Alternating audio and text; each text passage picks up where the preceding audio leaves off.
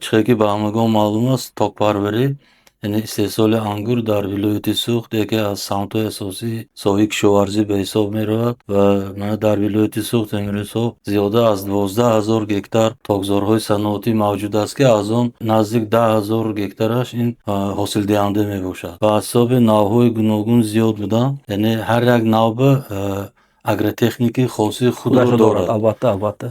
Инчунин ҳар як минтақа ҳам агротехникаи хоси худро дорад. ва чӣ хеле ки ба ҳамагон маълум аст дар вилояти Суғд ду намуди системаи агротехникаи токпарварӣ мавҷуд аст.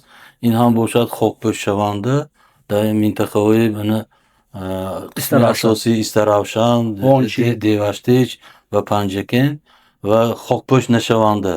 ин Ашт, Бобуҷон Ғафуров, дигар минтақаҳои водие ки дар онҷо токзор парвариш карда мешавад.